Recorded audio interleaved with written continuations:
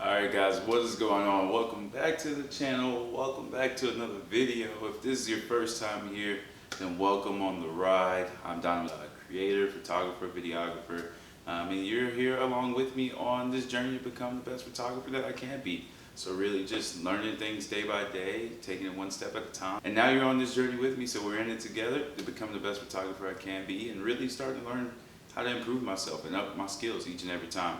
Each and every day, each and every week. So I appreciate you joining the grind, as I like to say here. Welcome to the passenger seat on this journey. Today I've got a cool video for you guys. I'm actually reviewing the sort of new, it's about a year old I guess at this point, the Nikon 24 to 120.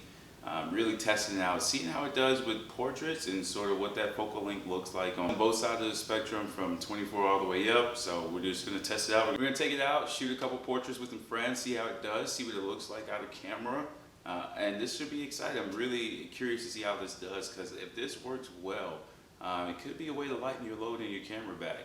If you've got something that can cover 24 all the way up to 120, that really touches a lot of area that normally primes sit within. So we're just gonna test it out, see how it goes, see what it looks like, and see how this lens does. So make sure you subscribe down below and give this video a thumbs up or a like if you like this type of content, reviewing lenses, stuff like that, and seeing how things turn out before you go make the purchase yourself, or just to give you a little bit of insight into what it looks like. So hop on in, let's get this show on the road.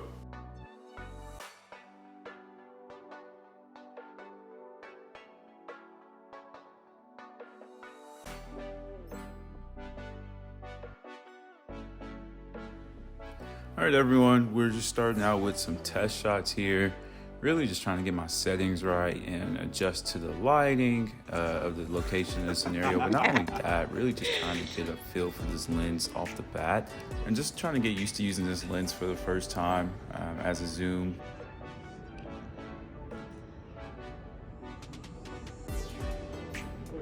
The only zoom I normally shoot, if I do, is from like a 70 to 200 if I'm traveling somewhere for some awesome scenic views and I want to be able to kind of zoom in on landscapes like that. But this 24 to 120 is a really peculiar lens. I like it a lot, actually. It gives you a lot of depth of what you're actually able to shoot with this lens. So, of course, today we're focusing on these portraits, but just getting used to everything here, getting a couple of first shots in.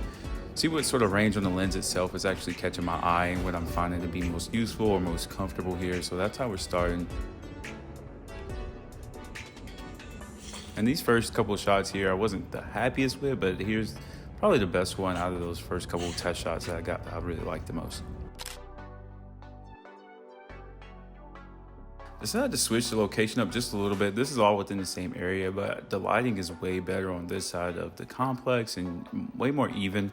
We were actually under a little bit of a overhang, so that helped even out the light a little bit, and you can see in here with these portraits. I would say I'm even getting a slight reflection of light bouncing off of that bright concrete, which helps out a lot as well.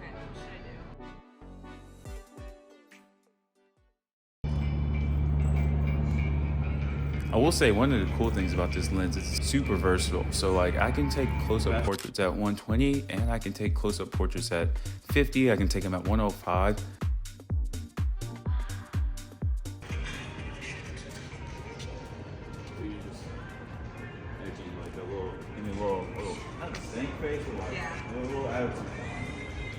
They all kind of look the same as far as distortion wise, which is actually pretty nice. That means you're not going to get too much of a variation within what your images look like if you're shooting close-up portraits with this lens. Whether you're at 50 mil or 120 mil, you're going to get a nice image out of these.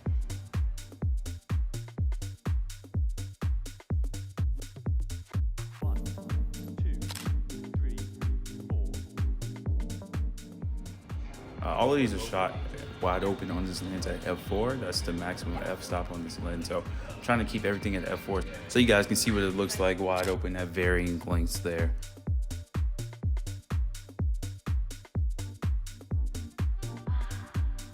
Oftentimes when I'm shooting, I'm at crazy angles, going up, going down, going sideways, and just really having that ability to zoom in and out at different focal ranges within the lens with me staying still really helped out. As you can tell, I can get some of these full body shots against this wall, and I can also get a couple of close-ups here as well without me having to move too much.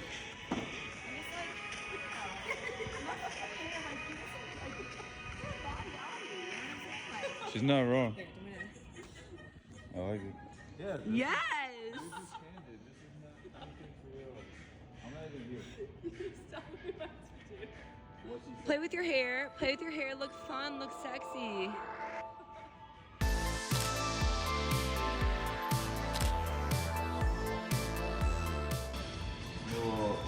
Somewhat of a smile kind of deal. Or you can laugh. I mean, whatever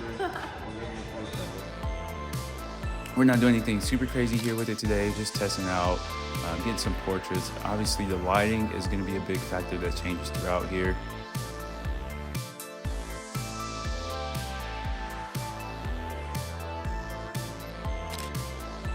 So you can tell when I'm wide open, sometimes I'm shooting at, with my ISO at 100, and sometimes I'm having to bump it up just a little bit to even things out. And sometimes that means I have to bump down my shutter speed just a little bit to get an extra little bit of light in there, or I'll bump my ISO up to 200, 250 if need be. But again, really clean portraits, really clean full body shots, close-up shots. My face is starting to hurt. Your face? From laughing. And again, I can zoom in right here and get a nice close-up image without it being anything too drastically different. You don't see too much distortion with this lens, which is really nice.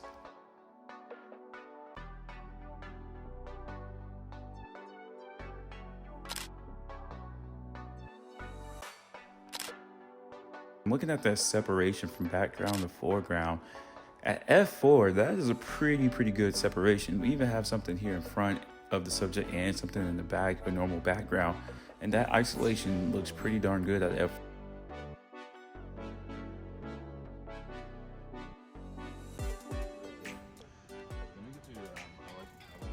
I was gonna say I like that. With the hands up. It's very flattering. Yeah, it is. And such a clean image. Even when I'm zooming in here, you can see the hairs flowing in the wind. You can see the eyes are in focus. Everything looks really clean, really sharp with this lens, and it's good.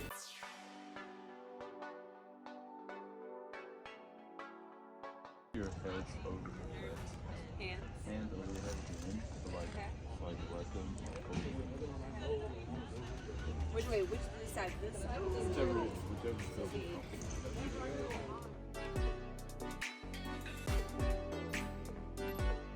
If you're shooting wide open here at f4 at 24 mil, you will not get as much separation, though that depth of field is really minimal. This image does have a nice fall off here. There's a puppy. It produces clean images across the board. You can shoot at any range with this camera, and that is what I'm finding to be super nice here. I'm even shooting at like 60 mil, 80 mil, 55, some of the most uncommon ranges, but it's still producing amazing images. I really like this lens, and it did well here today on our test shoot. So let me know what you think of the results down in the comments, and if this is something that you would consider picking up. I'm already rolling. That's the Okay. Well, Thank you guys for helping. I'm Ryan. Oh my god. You're watching? We're watching. You're watching Disney Channel. I don't know how to do it. I'm dead. Alright guys, that's it for the video. Thanks to these two for helping me out. The sun's starting to set. Oh, well, yeah. Thanks for these guys for helping out. Make sure to subscribe down below. I don't know. What do people say? Thanks for watching. See you guys. Thanks for watching. I'm dead.